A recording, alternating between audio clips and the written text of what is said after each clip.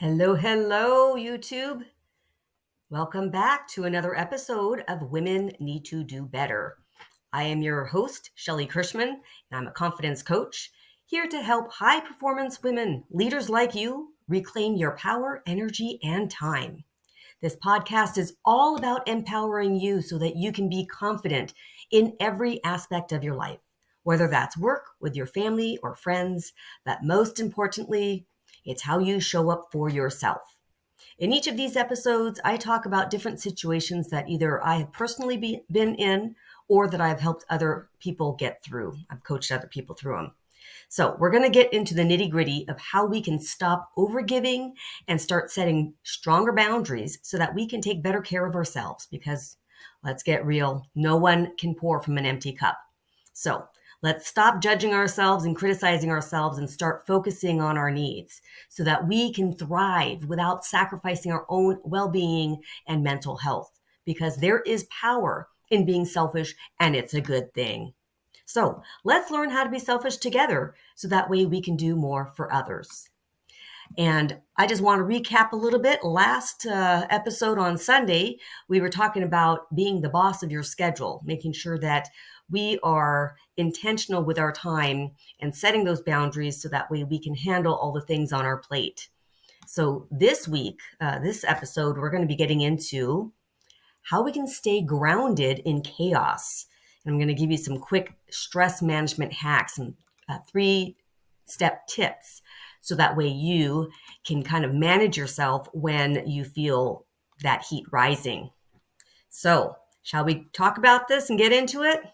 Let's go. So, we all know that our plates are full and things pile up faster than we can necessarily get all of our items on our checklist ticked off, right? And sometimes it ticks us off. And then suddenly we feel like everything starts crashing down. And so this episode is how we can keep it together when stress hits us in a moment. And I was reminded about that when I had my grandson. I watched my youngest grandson. He's about a year and a half. And my older grandson, he's in first grade. And I watch him a few days a week. Well, on that particular day, I forgot that he actually had an early release.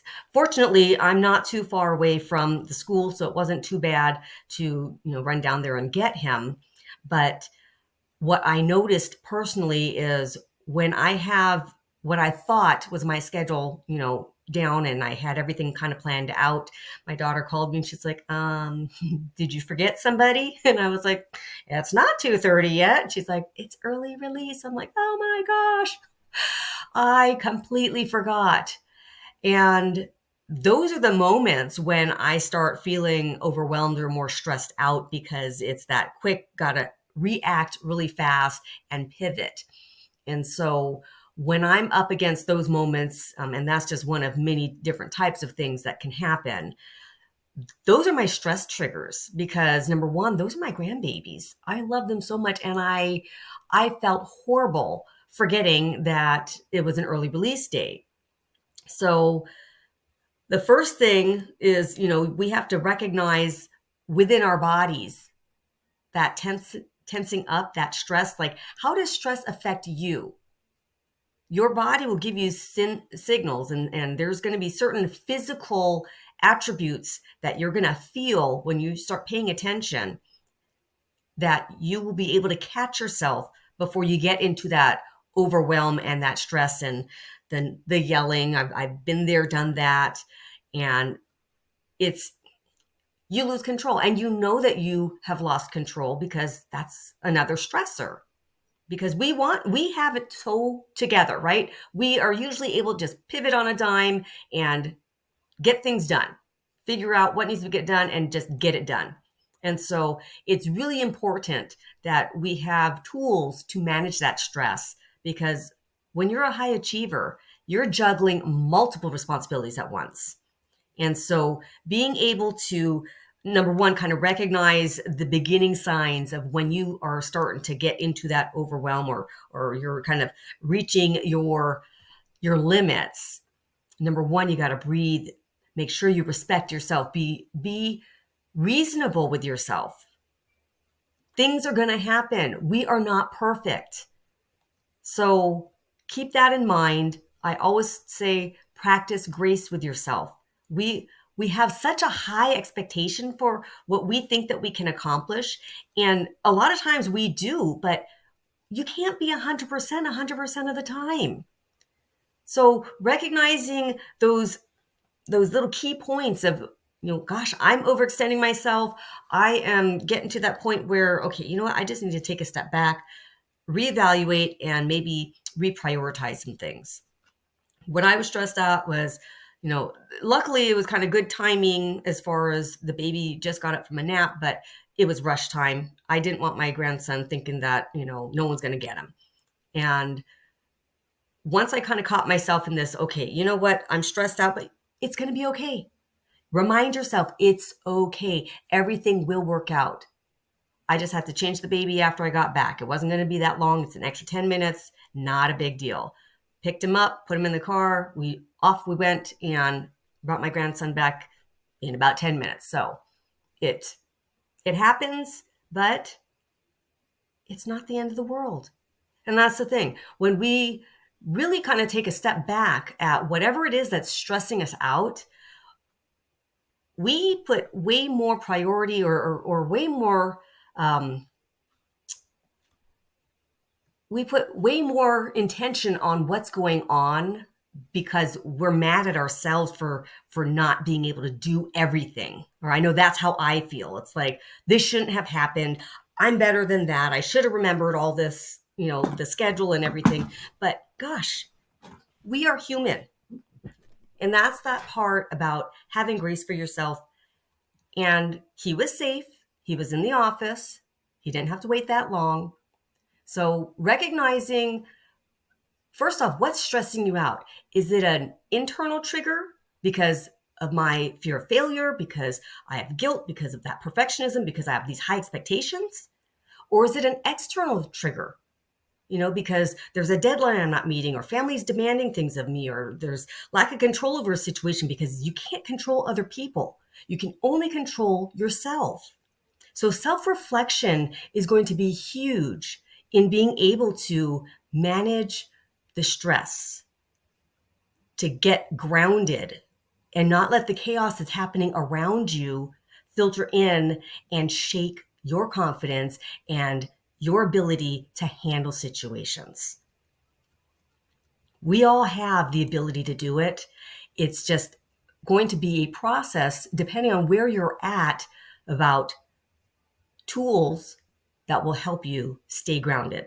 So I have a 3-step process that I use to manage my stress on the fly. Number 1, like I said, acknowledging how your body feels. Like, I've been doing this for a while, that I can recognize those signs when I start feeling the tension, and it, for me, builds up kind of in my chest and my neck. And it's just like that. And then I can tell that I start talking different, the way I will talk to my grandkids. And it's more of a sharp tone, and I recognize it. The other thing that I pay attention to, especially with the grandbabies, is the expressions on their faces. And that will tell you a lot, because kids do not lie.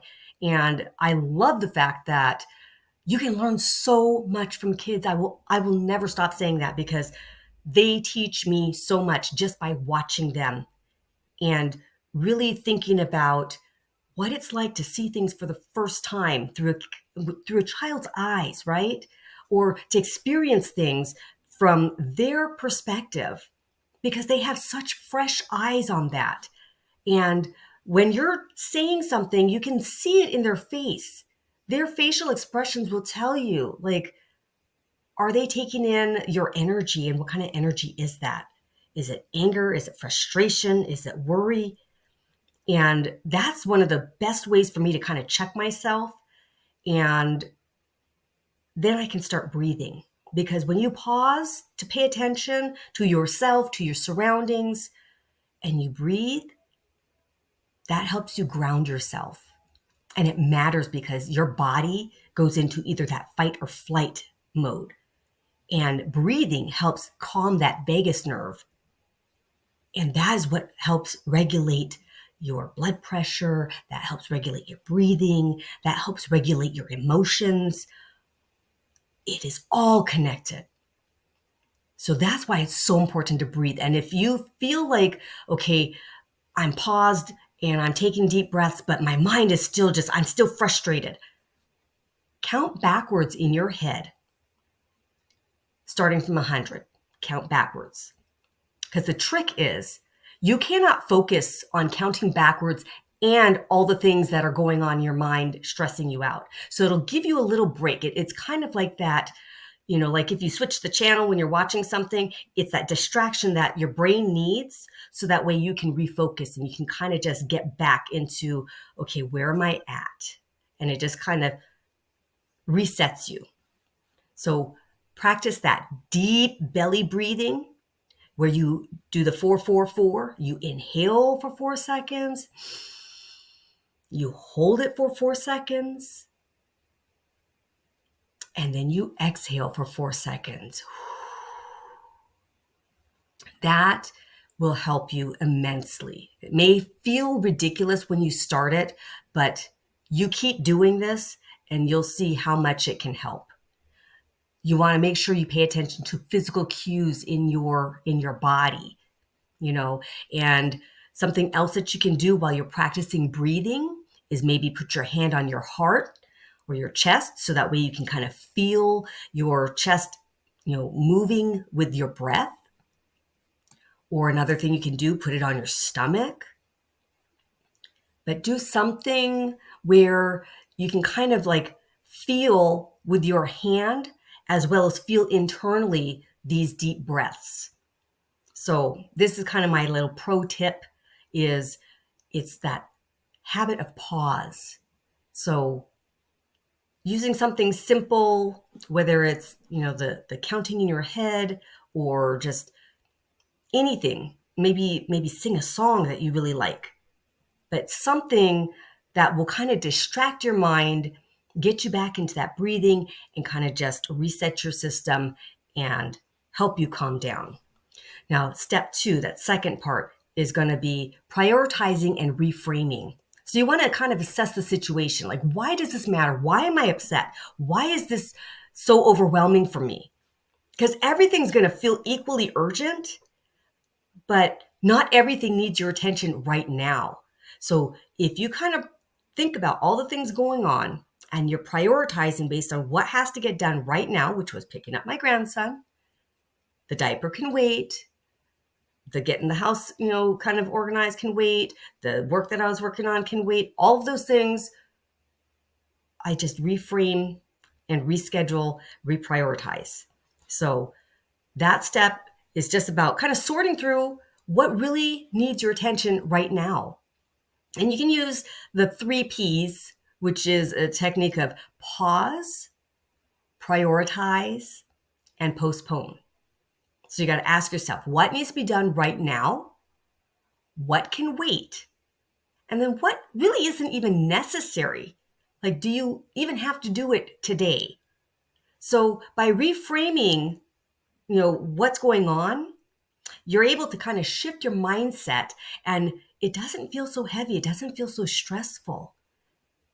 And the other thing too is like the way we talk to ourselves, because I know that I can be pretty critical of myself, especially when I'm going through my day thinking, okay, all these things on my to-do list and this all has to get done. Like everything has to get done. I've got a million things to do, but I can do it, right? And so instead of saying I have to do this, say I'm choosing to do this, which gives us back that control. And remember to really look at what is a priority. Don't try to get everything done, because when you start feeling like I have to get it all done, then you have less energy, you'll get less done, and then you have more overwhelm. So remember to just kind of prioritize, and the self-talk of I get to do this or I'm choosing to do this, because you'll find that when you say things with excitement, you trick your brain and you actually will have more energy. You will get things done faster, and then you'll get to more of the things on your list. And then the step 3 is take quick action. So you're going to break that cycle and you're going to say, all right, here's the reprioritize. These are the things I need to do. I'm just going to do, I'm not going to start thinking about, okay, everything else and when else am I going to do it? Just take action on those high priority things. Because if you overthink it or start thinking too much on all the other things, even if you're trying to say, okay, 1, 2, 3 needs to get done right now, 4, 5, and 6 later today, and 7 through 1500. Don't think about that. It'll be done later and it'll be fine, because you want to build momentum and reduce that overwhelm. And the more you get done on your list, the more energy you have, the better it feels. And think about that. Doing one small manageable task and getting it done, whether that's, answering an email or taking a walk or organizing a bunch of thoughts on a paper, anything. Being able to get something done makes you feel accomplished, and that helps you move on to the next thing. And it kind of rewires that whole overwhelm and chaos where you start feeling like, okay, hey, I got that done. And then guess what? You get the next thing done and the next thing done. So when you chunk your tasks, you've got that huge project and you kind of break it into little micro tasks. They feel easier to do. And when you get those little micro tasks done, as you're checking things off your list, it's a visual thing, it's a feelings thing, it's how you talk to yourself. It just gives you more energy because you start seeing progress, and then you start feeling like, yes, I can do it.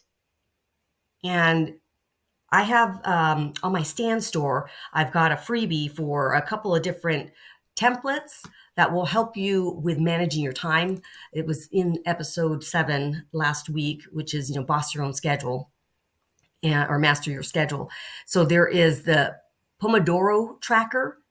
And if you want to just Google that, you can find that online. And then there's the Eisenhower decision matrix, which kind of helps you prioritize what you don't need to do at all, what you need to delegate, what you can do later, and then what you have to prioritize right now. So managing your tasks by breaking them down and really just focusing on the high priorities and making sure those get done just makes you feel better. It really relieves a lot of stress because you feel like you're actually having momentum. You feel like you're getting the things done that you need to get done. It boosts your energy. And then the Pomodoro tracker is about how do you chunk that time down? You do something for 25 minutes, but then take a 5-minute break. Make sure you take your breaks because sometimes you'll get so focused into something. And there's a saying that everything will take as long as you allow it to take.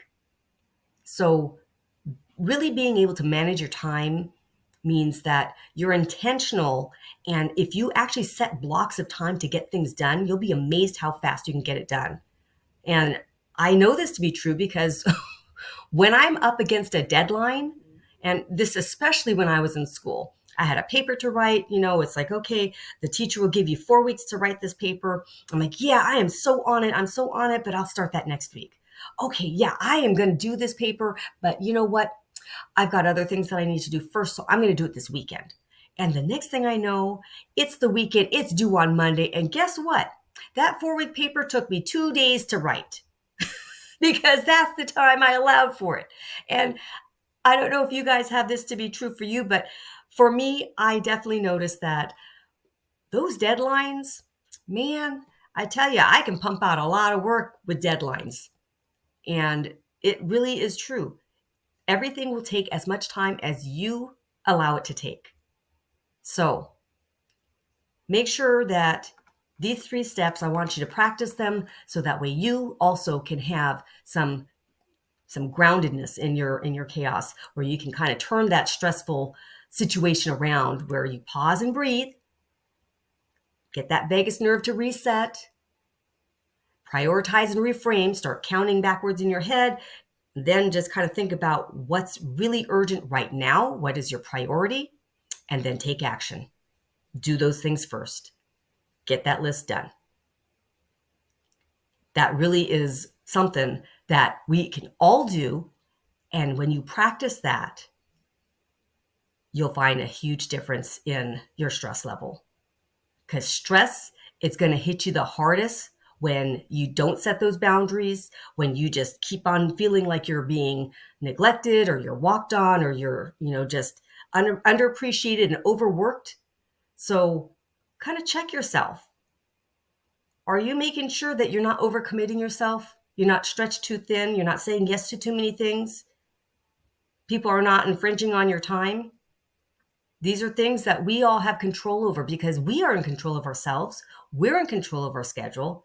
And so we're in control of whether we stress out or whether we stay grounded. These are great things to kind of pay attention to and be intentional with. Create some buffer zones.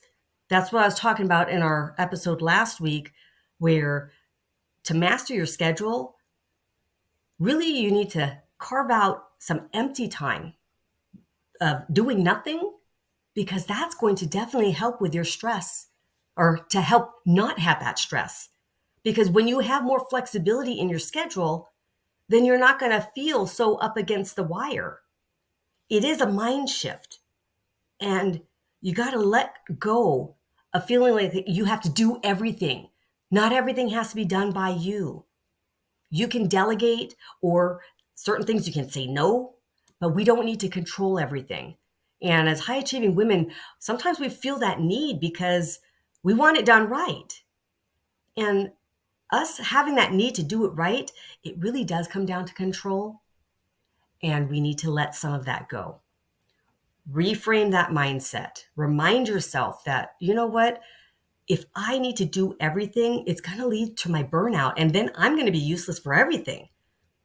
I notice for me, when I'm on go, go, go, go, go, the moment that I finally get to sit back and relax a little bit and get a little bit of me time, then I start feeling like everything catches up to me and I kind of start getting sick.